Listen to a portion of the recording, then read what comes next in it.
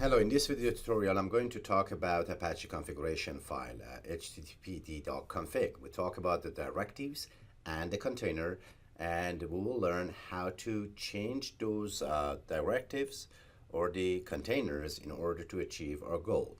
So as usual, I'm going to use the git bash to log into my server. I'm in the directory that I have my key.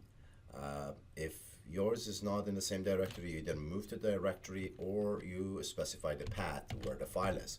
So we do ssh-i, I will name the key, and then Ubuntu is the username. I can either use the DNS, public DNS, or the IP to access the server.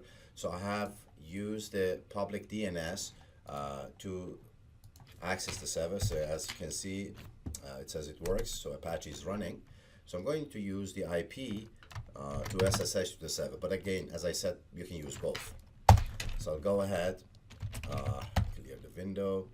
So let's go to where we installed the Apache server. So I go to USR local Apache 2, and I just want you to look at the directory structure. So some of these folders are very important for you to know. Bin is where the scripts are to manage the Apache web server. We have the config, which has the configuration file for Apache web server, and the htdocs, where you put all the public file. So the file that you see here says it works, index.html, is actually located inside the htdocs. So let's go review these folders first. So if I go and show you the content of bin folder, so these are all the script that you can run to manage the Apache web server. The one we have used so far is Apache control. So let me go ahead and run that one more time to refresh your memory. So I go bin, Apache, I could do stop, start. Oh, sorry, I have to be sudo su definitely, otherwise I cannot run this command. So let me clear. So I run the sudo su. So I'll go ahead, ls-la bin.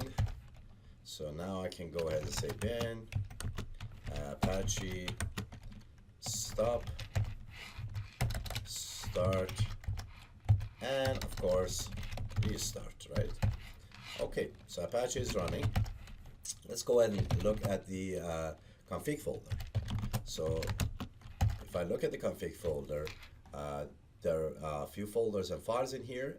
This is the file that we need to use in order to change the configuration of Apache web server, httpd.conf. So I'll come back to that file. Let's review the rest. So I have htdocs as well. So let me go to htdocs. If you look at this, there is an index.html file. So I'm going to open this index.html. This is what I see on the browser. It works. So I'm going to change this message, and I am very happy about this, right? So let me go ahead and close this. I refresh the page. I should get the same content. Here you go. So you can simply change that. All the files that are inside the htdocs is accessible on the internet. So that is your public folder. Whatever you want to present it to the whole world, you will put it in there. So let me go inside the config file now. The very first thing and important thing is, if you want to do any changes on the HTTP config, you have to make sure to make a backup. So in case if you made a mistake, you can recover from that and you can undo the changes. So I will use the copy command, http.config, and usually I will put the day and the month add to the copy version of the HTTPD file, but in this case I just put BK, so in the case this is a backup, right? So I'll go ahead and open the HTTP now. If you look at it, HTTP has the very first few lines are having dash or a pound sign at the beginning. This means is the comment. This file is heavily commented and documented, so you can simply read most of the things that you need to know about these information in this file by just reading the comment. We want to talk about the directives. Directives are what actually makes up the httpd.config file, the Apache file. A directive consists of two parts: a name, a directive name, and a value separated by space. Now in this case, I have server root, and server root identifies where the Apache is installed. That's where we install Apache, USR local Apache 2. Another one is listen 80. Of course, this is the port number that Apache is listening to receive the HTTP request. So I can simply change this one. I'm going back to this and show you how to change this and get the result or access the site through the different port. There's so many of these directives, and as I said, most of them are commented, so you can read what it is about. Some of these directives are general directive, meaning they will be applied to the whole server. Some are specific to a different area of the server. Like for instance, server admin, the email address of the admin or the webmaster is there, which will be used in case if there is any error messages. In the new Apache version, I believe this is obsolete. It's not going to show, but still I think for the backward compatibility they have it there. We also have containers. The containers is a block that can hold many of these directives, right? So one to many. Let me explain here. Look at this directive. So it says the document root, this is the public folder, is located in USR local Apache 2 htdocs. So obviously if I want to have my public folder somewhere else on the server, I can simply change this path to whatever I want.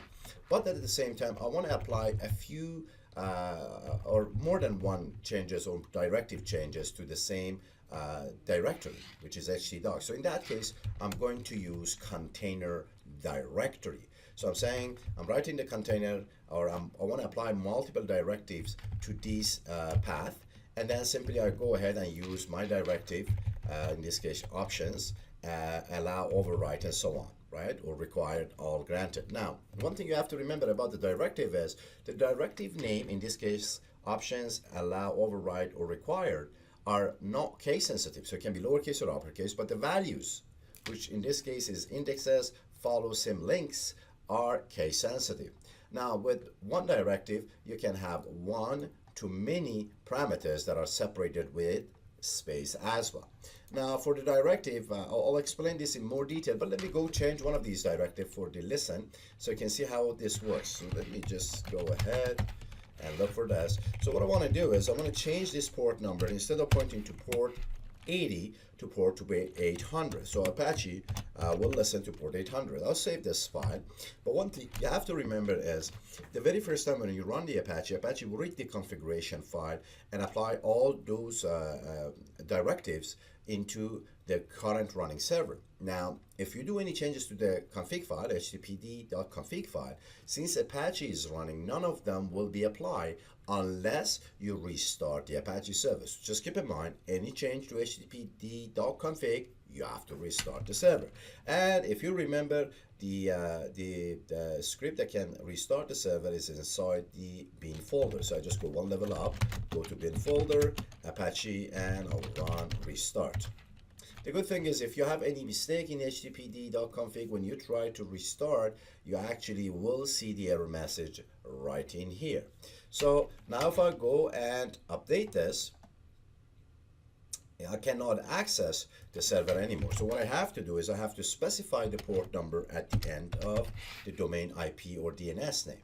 So in this case, if I try, I can simply access this, right? So now what I want to do, I want to show you one thing. Whenever you specify the port, you have to make sure you open this port number on your EC2 instance. Like if you come over here, go to security group and open your security group, edit. In order to open a new port, you got to use custom TCP rule, and you have to specify the port number. So one would be enough. Like if I want to go ahead and make this one 8080, for instance, right? So instead of 800, I will do 8080. I just save this first, right? Now what I'm going to do is I'll go to the server and I will change that port number back to 8080.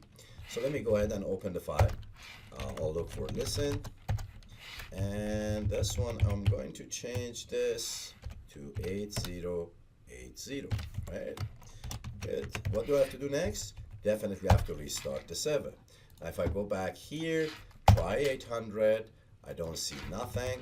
But if I go ahead and put 8080, then I should be able to see the result. So that's how you change the directive. But if you look at closely, there's so many other directives you can change in this file. For instance, let me see what else I can do. Let me put this one back to AD, because for the future things that we want to do is it's going to make it easier to not include the port number into the file. So I'm just going to save this. I have to restart the server still. Let me see what else I have here.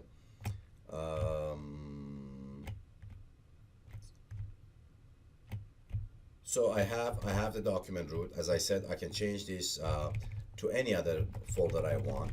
Like for instance, I can go ahead and do change this one to another path, or any other places that I want to have this. So what else I have here? Okay, let me show you another trick that you can do with this. So what I want to use is I want to use one of the directive called redirect. So in case if anybody comes to this site and enter the keyword in the URL, I want to match that and I want to send them somewhere else. So for that reason, I'll go inside the container, directory container that maps or points to the htdocs somewhere toward the end. It doesn't really matter where in this is, but somewhere toward the end, I'll go ahead and say redirect. If somebody typed Google somewhere in the URL, I wanted them to go to https google.ca. So if I go ahead and save this file, definitely if I restart, and remember I changed the port number to make it easier to go on. So here is. Now if I go and put /Google, it should send me to google.ca. So that's one of the directive, and the redirect are two type. I can do permanent with the permanent or temporary redirect for the SEO reasons as well. I want to show you a few of other directive here. File directive is another one that I want to show. So if I bring this one up, ht, let me see, file, where can I find one? Oh, here you go. This is another directive. It's files directive.